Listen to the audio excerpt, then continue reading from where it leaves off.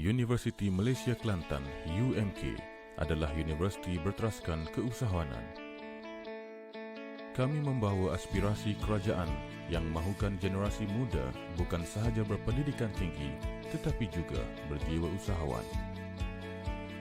UMK adalah universiti keusahawanan nombor 1 di Malaysia dan bercita-cita menjadi salah satu yang terbaik di dunia menjelang 2030. Ini adalah selaras dengan dasar keusahawanan nasional yang ingin menjadikan Malaysia sebagai negara keusahawanan pada 2030. Menurut visi ini, UMK memastikan keseluruhan universiti berfungsi dalam ekosistem keusahawanan.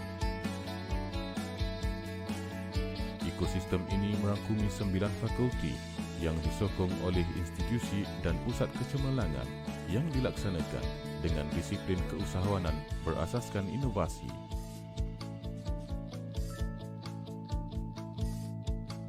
Pengurusan atasan universiti bersama dengan pekerja UMK di semua peringkat komited untuk merealisasikan UMK sebagai universiti awam Malaysia yang disegani kerana asas keusahawanannya. Dengan melaksanakan ekosistem ini, Institut Keusahawanan UMK, UMKEI, memayungi 3 pusat berasaskan keusahawanan lain. Pusat Pembangunan dan Pendidikan Keusahawanan CEED, Institut Perusahaan Kecil dan Sederhana ISMI dan Pusat Penyelidikan dan Inovasi Keusahawanan Global GARIC. Fakulti Keusahawanan dan Perniagaan yang menerajui struktur ini telah berjaya mengembangkan jaringan keusahawanan kolaboratif seperti UMK Frontier Suite, Majlis Penasihat Keusahawanan dan dengan bangganya mengetuai jawatan kuasa panduan KPT untuk pendidikan bersepadu keusahawanan. Dari aspek akademik, UMK menawarkan 29 program ijazah sarjana muda dan 16 program pascasiswazah dalam bidang perniagaan dan pengurusan, pelancongan dan hospitality, sains dan teknologi, serta seni dan warisan. Universiti ini sentiasa meningkatkan sistem pengajaran dan pembelajarannya untuk memastikan bahawa proses pembelajaran berlaku secara kreatif dan inovatif melalui My Academic Integrated System, My Eyes, Massive Open Online Course, MOOCs dan pembelajaran teradun. UMK committed untuk mengembangkan graduan minda kelas pertama untuk menjadi peneraju industri. Bekerjasama dengan sektor korporat tempatan bertaraf dunia serta rangkaian institusi pendidikan serantau yang terkenal bertujuan memperkasakan UMK dari pelbagai sudut. Ini dapat dibuktikan dengan peningkatan kebolehpasaran graduan dan graduan yang mencipta pekerjaan melalui perniagaan.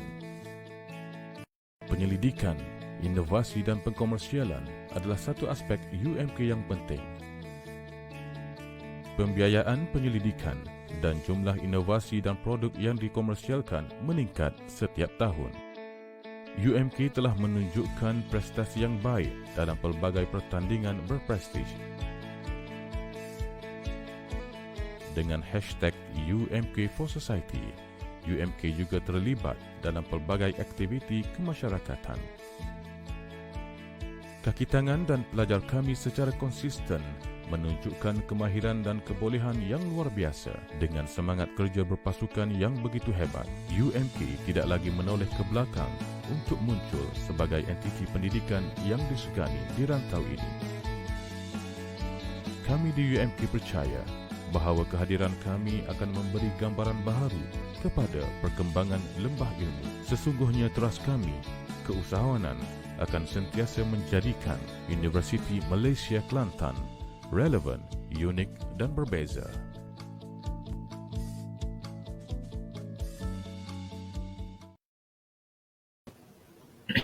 Okay, Assalamualaikum and good morning everyone. Welcome to our webinar, Building a Career as a Data Scientist. As we all know, data scientist is one of the fastest growing and in demand fields in today's job market.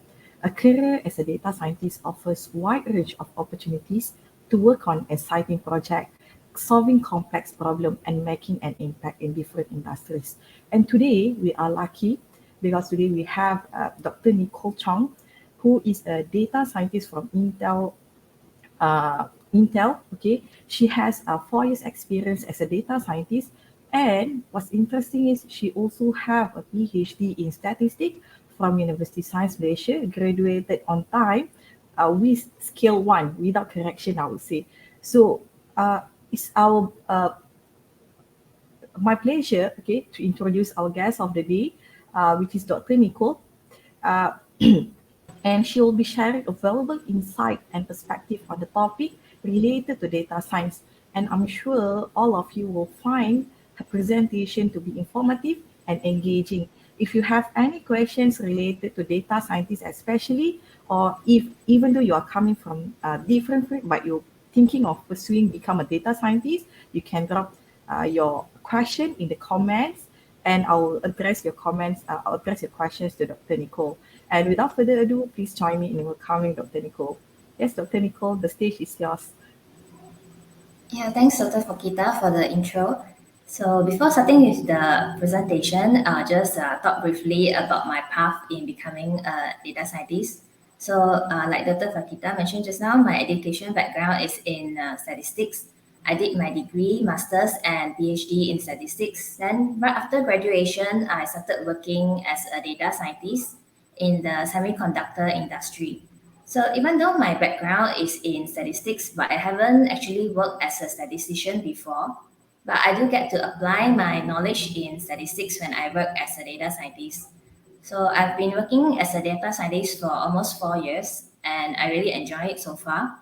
So the reason why I chose data scientist as a career is because I enjoy working with data and using my knowledge and skills to build solutions that help solve business problems.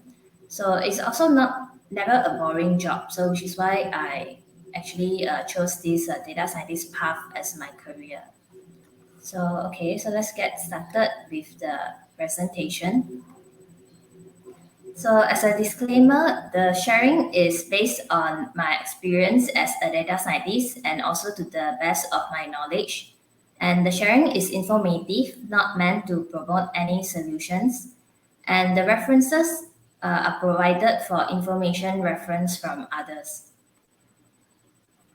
So today for this presentation, I will be talking about the data science demand, data science careers, and what is data scientist tasks and core skills, as well as the future of data science and the motivation to become a data scientist.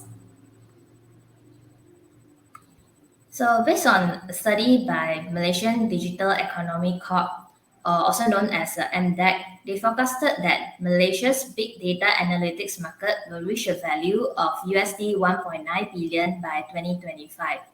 So it's expected that there will be more investment flow in data and analytics, and the demand for data professionals is expected to continue growing as companies seek to gain insights from their data.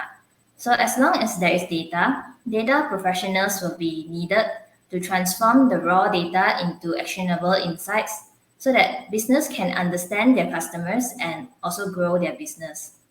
Then data science is a rapidly growing field that is becoming increasingly important in many industries. So be it manufacturing, banking, telecommunication, aviation, and there are many more industries that data science is rapidly growing in.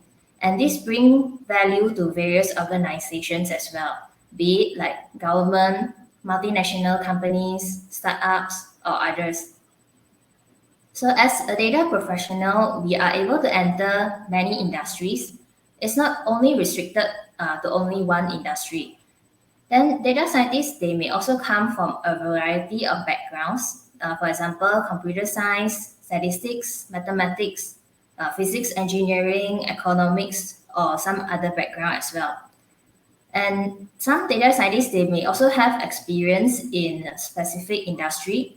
For example, an individual from economics background and they have worked in the banking industry before, they may also transition into data scientist role. So there may be individuals who come from non-data science background and they did the degree in a different, not data science degree, then they pursue a master's or PhD in data science to start their career in data science. But regardless which background we are from, to be a good data scientist, we'll need certain technical and also non-technical skills. So these skills I will explain later on in the presentation in another few slides.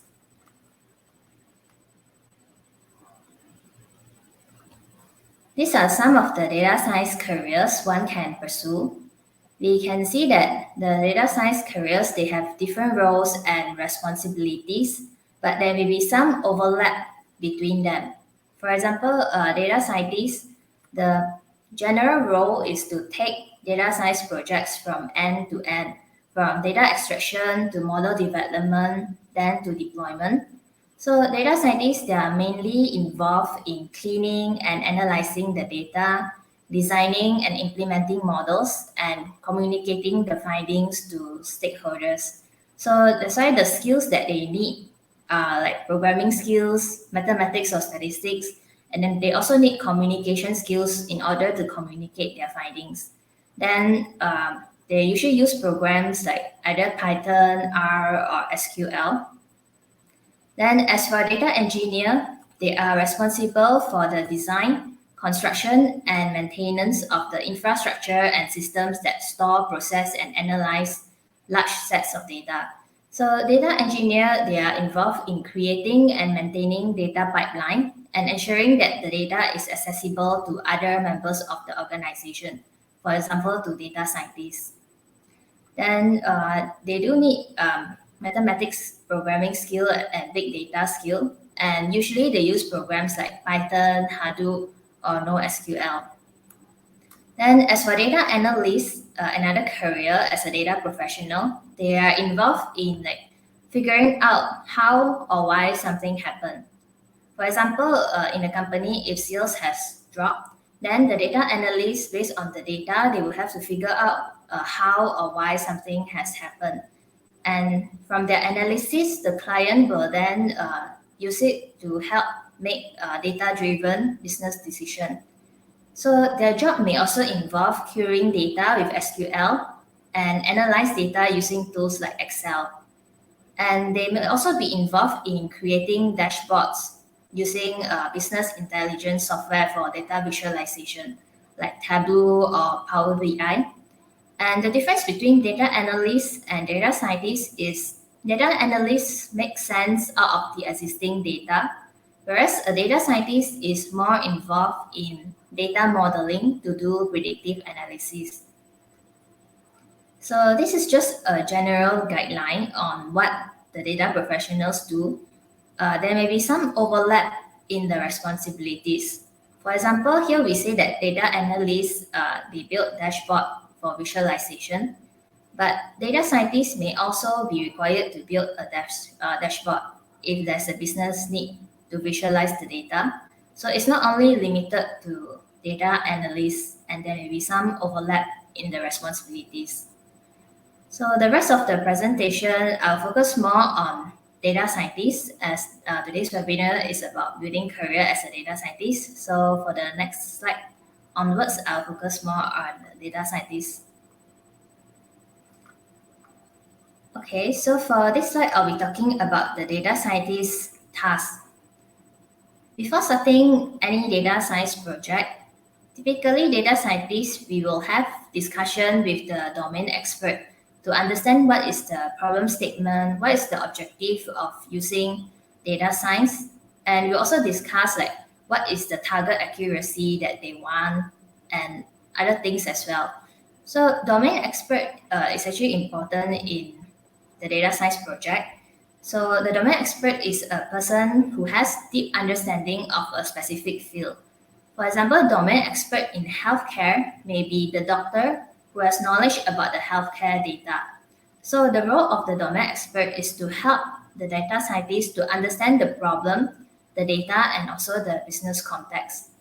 And after understanding the problem statement, usually the data scientist will identify like whether data science is needed to solve the problem, or maybe some statistical method is more appropriate compared to data science, because some cases the problem statement is simple, so using statistics is enough and also more straightforward. For example, if a simple descriptive analysis is needed for a problem, then a statistical method like getting the mean, median, standard deviation and comparing them is already sufficient. So if we determine that data science needs to be used, then the data scientist will have to identify like what data scientist technique is suitable, whether they want to use maybe machine learning or deep learning. And if you're using machine learning, whether the data probably have labels, then maybe we'll be using supervised learning. And if the data has no label, then the data scientist will use unsupervised learning. So all these we will determine beforehand. And data scientists also usually have regular checkpoints or discussion with the domain expert. This to make sure that the solution that we build actually align with the requests of the domain expert. Because there is no use building a fancy solution if it doesn't help to solve the problem. So usually we will have like regular discussion to make sure that what we are building so far actually align with the request and actually can help to solve the problem statement. So if we see below, there is a flow chart. So this is the typical data science workflow, which is part of the data scientist task. So first is the data extraction and exploration. The data may be provided by data engineer, or data scientists may do the extraction. Then after we have the data, usually it will be followed by data exploration. So the data scientists will explore the raw data and identify the relationships between the different data variables using statistics. So basically the step of data exploration is to understand the data better so that we can plan later on how to clean the data in the next step. And data exploration usually it involves data visualization, like let's say using histogram, bar chart to compare the data, and also statistical techniques on the raw data. We may look at the mean, median, standard deviation of the variables. Then after exploring the data, the next step, which is an important step, is the data preparation or data cleaning step, where the data scientists will make the raw data as clean as possible. So for real data, unlike textbook data, real data is usually very noisy. So there may be a lot of noise in the data. For example, there may be duplicates, null values, or other sources of noise in the data. So the data scientists will have to determine what is the appropriate steps to clean the data, or we can experiment with different data cleaning steps. Then you can see which combination of the data cleaning step actually helps with the model performance. Then after cleaning the data, usually data scientists will then use feature selection algorithm on the data, this to reduce the number of input variables. So for real data, usually there may be hundreds or thousands of variables. So to reduce the computation time and also improve the performance of the model, only the important variables will be selected for model building by the feature selection algorithm. Then the last part is the model building and prediction. So usually during model building, we will also do some hyperparameter tuning to select the best hyperparameters, and we also try out various algorithms to see which gives the best model performance. Then once the model reaches the target accuracy that is set by the domain expert, then we will test the model using the latest data followed by deployment of the model. So what I've shown here is actually just a general data science workflow. So the data scientists may add in more steps to improve model accuracy if needed. For example, in real data, usually the data is quite imbalanced between the classes. So the data scientists may add in more steps like to address the class imbalance in the data. So there are many other things that can be added in this workflow depending on the data and also the accuracy that is needed. So this is a continuation of the data scientist task. Generally, we think of data scientists as building models and doing predictive analysis most of the time. But that's actually not what data scientists spend most of our time doing. So the pie chart here actually shows a survey on what data scientists spends most of the time doing. So if you're interested to know more about the survey, you can actually click the link below in this slide. So this survey shows that data scientists spends most of the time doing data preparation, cleaning the data, about 60% of the time. So real data is noisy and complex, so a lot of the time and effort is spent to make the data as clean as possible before moving to other steps like model building. So there's also this term that we call garbage in, garbage out.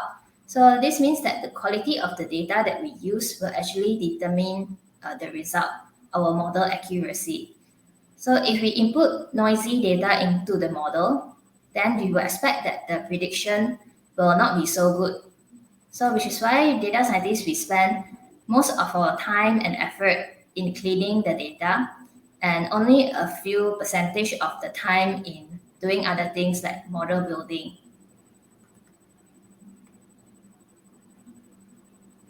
Then in this slide, I will talk about the data scientist core skills. So the data scientist core skills can be divided into two.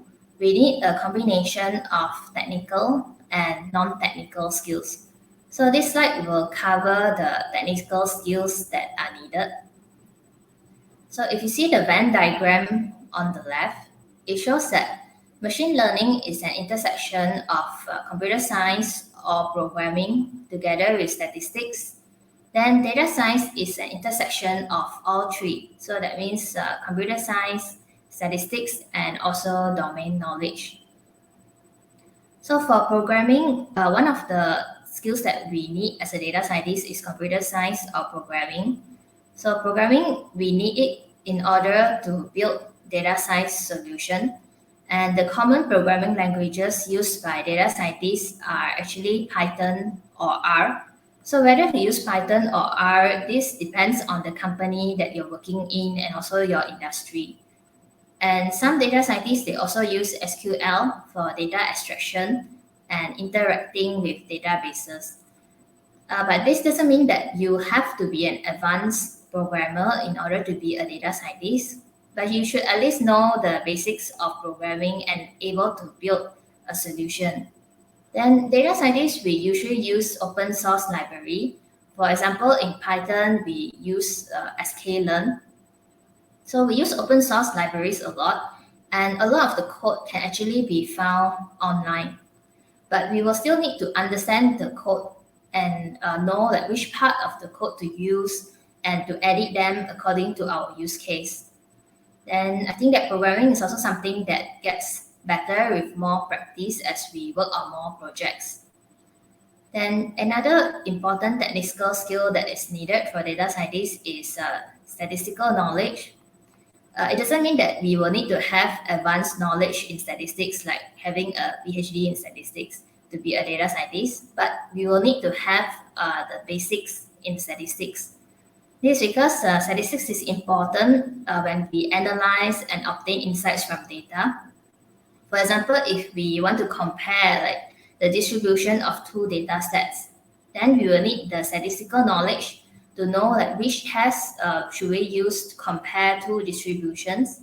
And having statistical knowledge also help us to better understand how the machine learning algorithms that we use actually work behind. So having that will actually improve our understanding of the algorithms that we use. Instead of just applying it directly only, we will also understand like how it works. Then other than that, domain knowledge is also very important. So domain knowledge is actually the general background knowledge of the field that we apply data science in. For example, if you're working as a data scientist in the banking industry, then the domain knowledge that you will need to know is the general background in banking. So domain knowledge is important because we will need it to understand the business problem and the goals. So before we build a solution to solve a problem, we'll first need to understand what is the problem that we want to solve. And having domain knowledge will help us to understand the problem statement better and also understand what's the impact of the data science solution that we built in solving the business problem. So learning about domain knowledge, it usually comes after we have entered the company, but some data scientists with existing background in certain industry may already have some domain knowledge. For example, some data scientists that have worked in the banking industry before, they already have some domain knowledge on the banking industry. But then if we are fresh graduates or we do not have, or we are new to the industry and we don't have the domain knowledge on the industry, then when we enter the company, when we work on the data science project, we can actually engage with the domain expert that we are working with by asking them more questions about the project to understand the domain better. And there are some companies that have basic trainings also on the domain side, so we can actually attend those to improve our domain knowledge. So other than these three skills, data scientists, we should also have knowledge of machine learning techniques that are necessary for building predictive models. And it's also good to have knowledge of deep learning methods because for some data sets, deep learning methods may be needed. Then these are the main technical skills that are needed by data scientists. But other skills like building data visualization dashboard to get a high-level view of data, and also cloud computing to scale data processing. This may also be needed for a data scientist, depending on your role as a data scientist in the company, and also what is the industry that you are in. Because some roles may require you to build dashboard and also to use cloud computing as well. So if your role requires you to use those, then you will also need to know those skills. So just now I have covered the technical skills. So in this slide, I will talk about the non-technical skills that are required from a data scientist. So data scientists, we actually do interact often with others as well. So communication is one of the most important skills to have for data scientists, or to be exact, effective communication skills.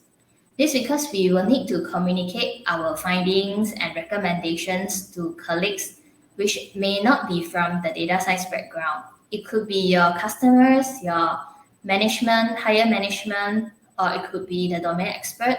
So they are not from data science background, so they may not be so clear when we communicate our findings.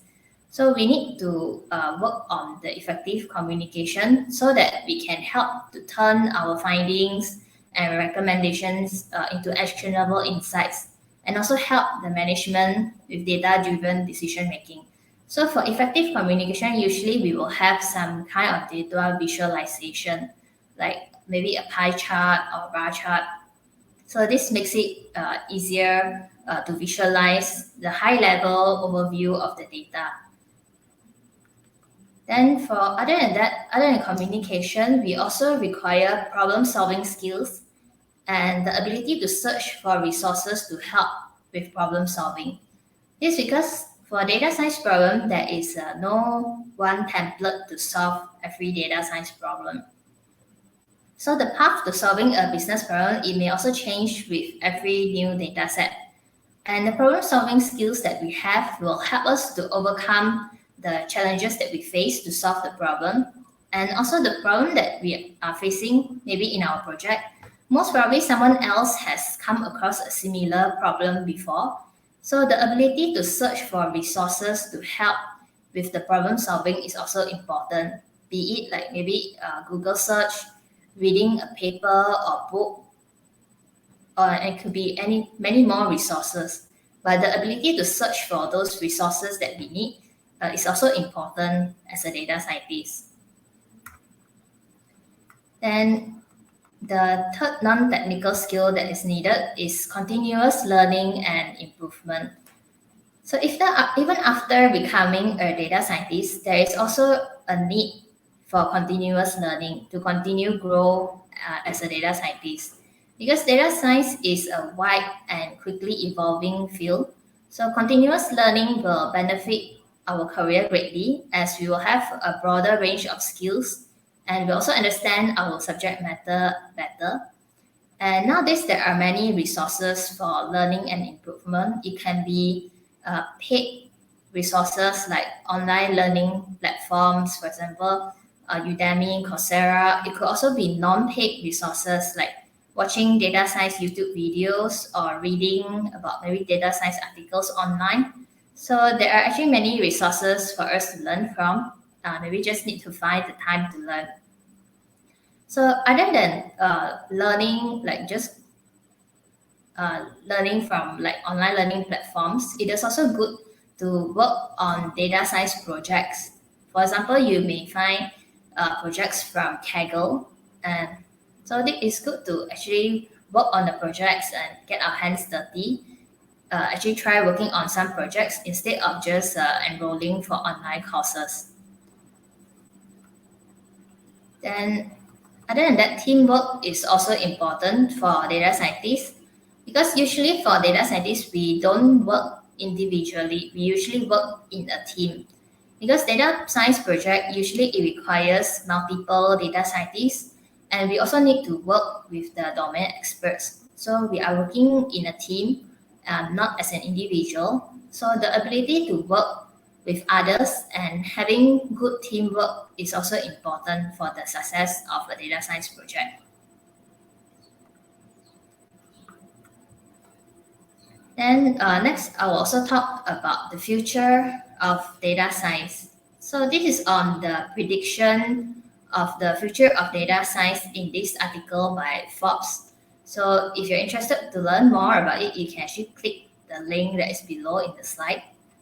So in this article, it's mentioned that low-code or no-code data science platforms that provide those drag and drop interfaces will become even more popular in the future. So this platform, they actually help improve data scientist productivity because it will automate some of the data scientist work. But data scientists will also still be needed to oversee and interpret the results. And by having all this automation, so data scientists will have more time to focus on other things like analysis of the data and also the results. And using this low-code or no-code platform, the data scientists can also easily share and collaborate on the projects with other members of the organization. So this helps to improve collaboration. So usually we work in a team. So using this kind of platform will help to improve collaboration within the team.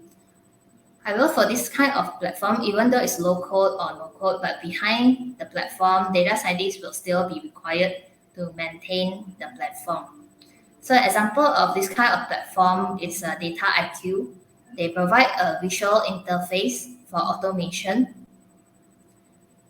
Then this low code or no code platform also make data science more accessible, not only to data scientists, but also it will help the non-technical users because it allows those non-technical or non-data science users to perform data analysis and also build models without using extensive programming knowledge. Then Forbes also predict that there will be an increasing prevalence of cloud computing. So example of cloud computing could be like AWS, Google Cloud, Microsoft Azure, and many more. So these companies, more companies are moving towards the cloud. So there will be an increasing prevalence of cloud computing and data scientists will also be required to learn up more about cloud computing. So cloud computing, what it does is it actually provides data scientists with access to powerful computing resources to process large data set. So as more companies move towards the cloud, then data scientists in the future will need to be more familiar with those cloud-based data processing tool and technique.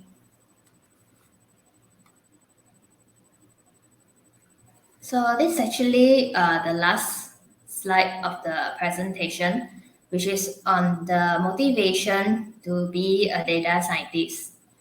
So the first motivation to be a data scientist is because there is a high demand for data scientists. So data science is a rapidly growing field, and there is a high demand for data scientists with the necessary skills and experience. Then data scientists typically also have high earning potential, and the salary range for data scientists can vary greatly depending on your company, your industry, location, and also what is your specific role. And another reason to be a data scientist is because um, there's actually a variety of industries that you can enter, because data science can be applied to a wide range of industries. So that means data scientists have a lot of options when it comes to choosing where to work and what type of work to do. So, for example, you may be interested in the banking industry, or then maybe later on you may decide that you may want to try maybe the semiconductor industry and so on. So there are many industries that a data scientist can choose from. Then data science is also about using data to solve real world problems. So this can be very rewarding, especially when the solution that we build have a real impact on the organization. For example, maybe the solution that you build has helped your company to save like maybe millions of dollars. So it's actually a very rewarding role. You can have this satisfaction that what you built has actually helped others, maybe in making in automating something, or you have helped to reduce the time needed for something. So you can actually see the impact of what you have built. So it is a rewarding role. Then another reason is data science is a field that is constantly evolving. So there are new techniques and technologies emerging all the time. For example, we have the AI chatbot, ChatGPT. So previously we didn't have ChatGPT, but then now we see that it is mentioned almost everywhere. So this means that data scientists need to be lifelong learners. So this can be exciting, and also it's never monotonous, never boring. So if you're someone who finds joy in learning new things, so data scientist will be a suitable role for you. So as I understand that in this webinar, the audience are mostly students. So I will also talk about how maybe a fresh graduate or someone who is just about to enter the industry can improve the chances in landing a data scientist role.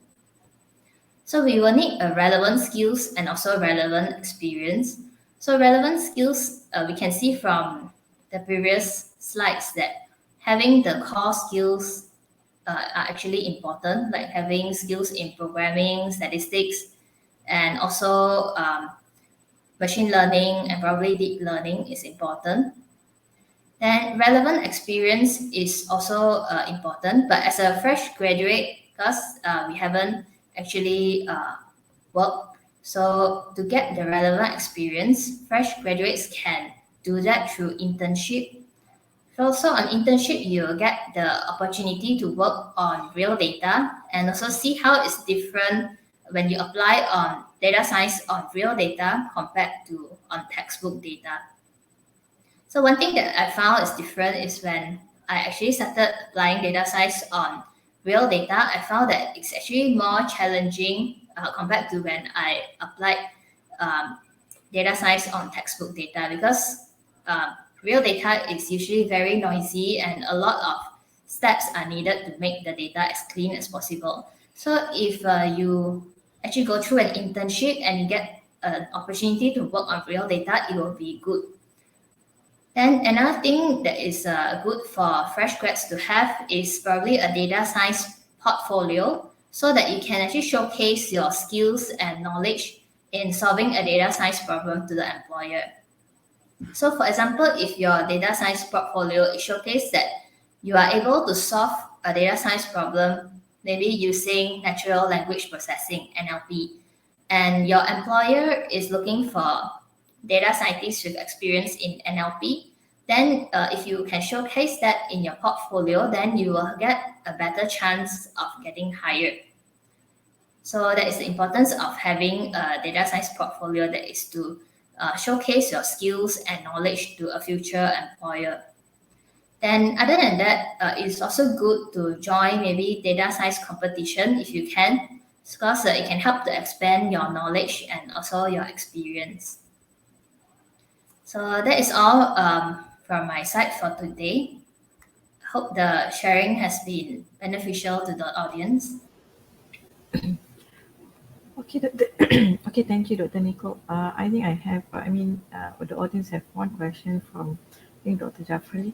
Jafri Nasi.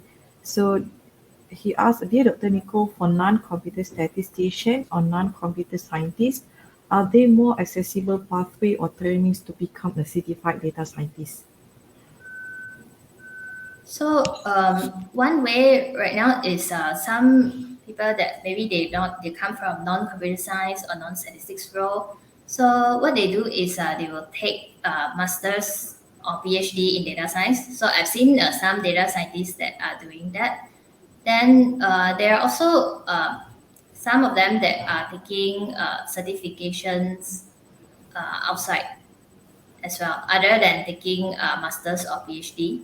But other than that, if you do not want to go through like the official route, like taking certifications or masters or PhD, there's also another way where you can. What I've seen some other data scientists that are doing is they actually have the data science portfolio. So maybe their degree is maybe in physics, and they have no experience in data science, and they also do not have maybe higher education in data science. But what they do is they have a data science portfolio that actually showcase them actually solving the problems in data science. So even having those data science portfolio itself will also help improve the chances of getting hired. It doesn't mean that we will need to go through the official route, like taking higher education or certification. We can also take like online courses and also having a data science portfolio. But I don't think that having data science portfolio is probably more important than only going for online courses, because online courses, anyone can actually go through those online courses. But then for data science portfolio, we actually need some skills and knowledge and application of the data science knowledge to actually solve those problems. Yeah. Okay. One more question also from Jafri Nasi. How new and popular is the low-code or no-code data science platform? Right now, it's getting more popular. So far, I haven't actually used it yet in any of my. I haven't actually used it right now in my job. But then I do see that there's a lot of people that is learning up about the low-code or no-code platform, and it's predicted that in the future it will get more popular because we want to automate some of the job of the data scientists. Because right now, data scientists, we actually spend, like I mentioned just now, most of the time on the data prep. So having this low-code or no-code platform, we can actually design our pipeline, the data science pipeline, according to the steps that we want. We can just drag and drop instead of writing the code. So it actually helps to save a lot of time for data scientists. And there may be those people from the non-data science background that may want to adopt this. So because this low-code or no-code platform, they enable people to build data science solution without much knowledge in programming. So those with non-data science background, they can actually still utilize them in their job. So maybe someone who is just starting out as a data scientist, maybe not so much background in data science yet, they can actually explore with these tools. So it is expected that in the future, based on the article by Forbes, that we will have more of these platforms. Actually, right now we already do have these platforms, just that it depends on the company whether they want to start using these platforms or not. I see. Okay. One last question from Jeffrey Nasir also. What software are frequently used by data scientists in companies, especially in Malaysia? I believe there's been some debate. Some company they use this kind of software, some company they are using this kind of software. So maybe from your perspective, I mean, what are the software that are frequently used by the data scientists, especially those in Malaysia? Yeah, actually, data scientists, we usually use Python or R in Malaysia as well. So I've also used R and Python before, and I understand that there's a debate on which one is better, like R is Yeah. better or Python is better. But actually, this depends on the company that you're entering in. Let's say if the company that you enter, they prefer Python, and maybe the infrastructure, they already have some existing infrastructure that is written in Python, then they will tend to prefer to use Python so that we can have easier collaboration with others. Whereas maybe if the company that you enter, if you're using R, like maybe all the infrastructure, model deployment, everything is written in R, then most probably you also need to use R. But usually either Python or R is used, so it's best to have like maybe some knowledge on both of them. But right now, I do see, from my experience, I do see that Python is used more often compared to R. But this is just in general, based on my experience. So it may not apply to all. So it's better to have knowledge in both, either one. Yeah. I see. Okay. I have one question which is coming from me myself. Okay. Since data scientists, I mean, like, is quite kind of famous, and then regardless which background you are coming from, either from engineering, economics, or others. So from the computer science student punya perspective lah. So what will be the unique selling point? I mean, if you're taking computer science, if you're taking information technology or statistics, so uh how to say it? Macam You mean what is the advantage to be a data yes, scientist if you're from the computer science background? yes, those are related with Yeah. the data scientists. Yeah. Yeah, so I feel that for data scientists from computer science background, what their advantage that they have over other data scientists from other backgrounds is they tend to have like very good programming skills. So they are able to build solutions faster, and also probably they can do a lot of automation as well, because automation requires usually more advanced programming skills. So what I've seen from data scientists from computer science background is they are quicker in building solutions, and also they tend to they are able to automate most of their work. So I think yeah, so then they can also help to build like infrastructure, maybe data infrastructure and all that, using their extensive knowledge in programming. Then other than that, they can also, they are able to write good code, like good and clean code. So those data scientists from computer science background, I think that their advanced knowledge in programming actually gives them a competitive advantage as well over others. So I think each background actually have their own advantage. For example, this is from computer science background point of view.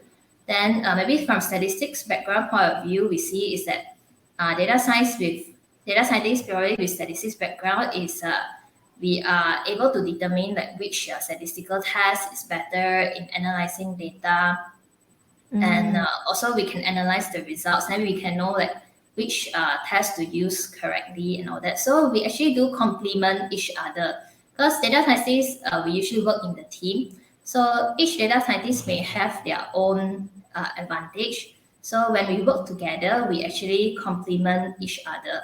So that's what I see usually when we work inside the team. Yeah. So that's why some data scientists we usually don't work alone. So each data scientist we actually have like something to offer in the team. Yeah. No, I hope okay, that answers your question. yeah, it's really answered my question. So actually, I mean, for sure, since I mean, data scientists, I mean, can be coming from different background. So for those who already pursue or in the field of computer science or statistician, they kind of like afraid, because data scientists can come from engineering, can come from those who are not other type of science aside from computer science and statistics. So when we see from the good perspective, so maybe because these students that have been exposed to coding, so they know how can do they do the automation, they write a good code, and then Yeah. the more the interesting point I can get from your session is basically you don't work alone, you work with a team. So basically the solution Yeah. is not coming from you only, it's basically coming from the team, is it? Yeah, so each data scientist we can provide an insight. Like let's say, each data scientist we have our own something to offer. So maybe each of us also we can like let's say in a project we can actually each data scientist can actually recommend like, let's say another way to solve this problem. Maybe person A may think that I want to solve this problem using this way may be good. Then another person may think that how about trying out this way. So each of us we can try out different methods and we can also see like which method is the best to solve the problem later on. So there's a lot of discussion going on. So maybe data scientists we can usually what we do is we will work separately on different methods. Then after that we will have like a group discussion. Then we will discuss like let's say this technique that I've tried, how has it performed, and another person may actually give the inputs. And maybe sometimes if one data scientist is having problem, let's say they have problem analyzing the results or understanding some things, then another data scientist may also chip in and help to unblock them. So when we work together, we actually put forward what we are good at. For example, one data scientist who has statistics background, another one with computer science background. So the computer science one can help the statistics one maybe with the coding, like give some inputs about the coding. Let's say when there's a bug in the program, then the one from statistics background can also provide input. Let's say in the results analysis, like how to analyze the results better, maybe using statistical methods and all that. So we actually do complement each other, and we can also try out different methods so that we can actually collaborate and probably finish up the project faster when we work together instead of working sideways. Yeah. Okay, I think that's it from me and also from the audience. I didn't see any more questions. So I would like to thank you, Dr. Nicole, for being with us today. And thank you all the audience for joining us today on the webinar of building a career as a data scientist. Okay, even though the term is career, but I hope you get informative insight, valuable insight to actually for those, especially for those who are students, who never know about what is a data scientist. I hope you get some insight what is a data scientist and how you can build your path to become a data scientist. And once again, thank you, Dr. Nicole, and thank you all the audience for participating in this webinar and showing the interest in this topic for today.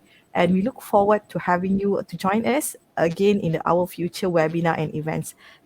Happy Chinese New Year and have a great day ahead. Thank you, Dr. Nicole. Thank you, audience. Yeah, Okay, that's all. thank you, Dr. Thank Fakita. you. Yeah, thanks Okay, everyone. thank you. Assalamualaikum.